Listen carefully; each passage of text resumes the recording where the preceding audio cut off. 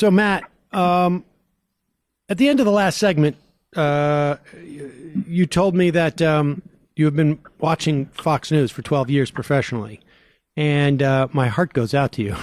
But you made the point that what gets said on there really permeates a significant portion of society, and I think we're talking obviously about the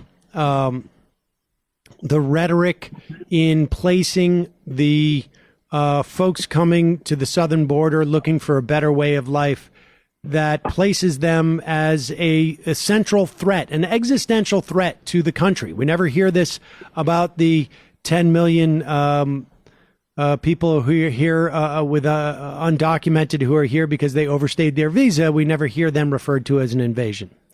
We never hear them as an infestation, something to be eradicated, something to be violently repelled.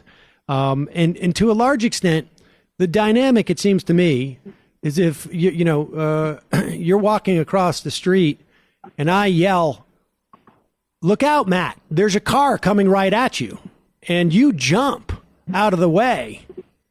I can't sit there and go like, I didn't tell Matt to jump. I don't know why he jumped. I just said that there was a car coming. And that's what seems to be the game that's being played here. The predicate's being set up and it's being sent out.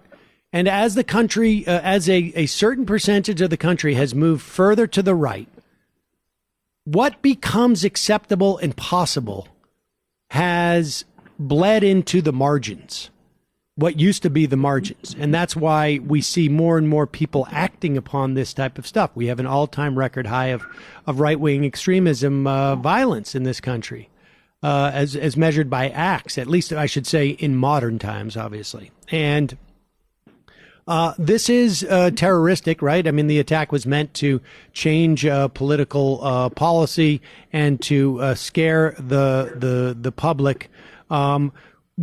When we talk about this, like, who on Fox carries this message the most? So I reported back in January of 2017 what I thought was a kind of odd, almost humorous story, which was that white nationalists and neo-Nazis really loved Tucker Carlson's show.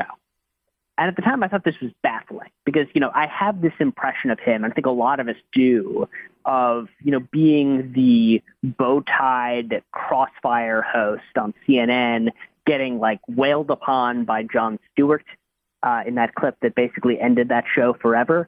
And, he has sort of a nerdy aesthetic, and you wouldn't think of him as someone that, white nationalists really loved.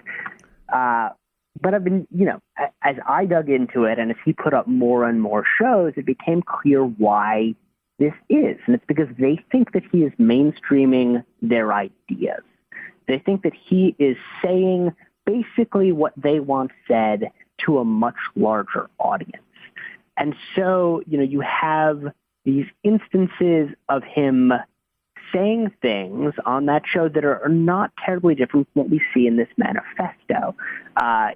He says, it's not a conspiracy theory. It's happening in public. Democrats' political success doesn't depend on good policies, but on demographic replacement, and they'll do anything to make sure it happens. That's the replacement, the great replacement theory that we've been talking about. Which, right, and that's when people, number of white supremacists say, and that's when those white supremacists were marching in Charlottesville, they were chanting, that we will not be replaced, among other things, frankly.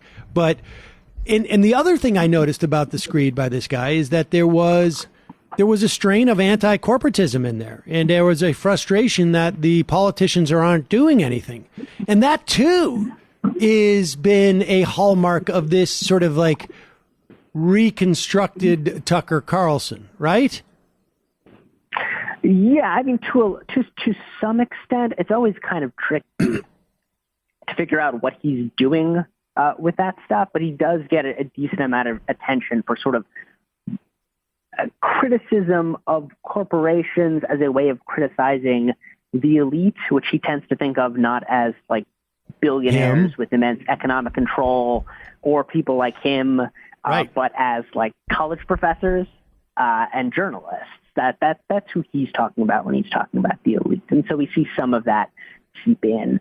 But, mainly the overarching premise of his show is that immigration, as he says, is absolutely destroying America, that it's going to change this country completely and forever, that this is an invasion that could trigger a national collapse, that we are, as he said a few weeks ago, importing people from places whose values are simply antithetical to ours, which puts the nation's ability to survive at risk. That's what he's saying sort of night in and night out, making an argument about the dangers to the country of increased diversity, of increased immigration, and basically saying that it's an existential threat to have more people coming in. It's stunning. Who else at Fox would you say carries this same tune, or is there anybody who doesn't? There are some who don't. Laura Ingraham is the other person who spends a lot of time both on the Great Replacement theory, on dangers of immigration writ large. She's been doing that for quite a while. It's really been sort of at the core of her political focus for years now. She got a lot of attention back in 2014 for using her radio show to take down Eric Cantor in his primary campaign, supporting Dave Bratt in Virginia. And, that's really been something that she focuses very much on. And, more recently, right before the 2018 midterms, she was telling her audience, your views on immigration will have zero impact and zero influence on a House dominated by Democrats who want to replace you, the American voters, with newly amnestied citizens and an increasing number of chained migrants. So it's the same sort of thing. This idea of people of color coming in, replacing white people like you, more or less. And that's sort of the thrust of it. There are others at Fox who talk about this too. Brian Kilmeade this morning was defending the term invasion, saying it's just a fact. That's just what it is. And you see that a lot on Fox and Friends as well. Sometimes on Sean Hannity, but less so. He's mainly focused on the Mueller probe. And has been for the last couple of years. He basically doesn't talk about much else. But yes, these are people with audiences of millions of people who are making these arguments on a nightly basis, arguments that were previously really relegated to the sort of fever swamps of the internet.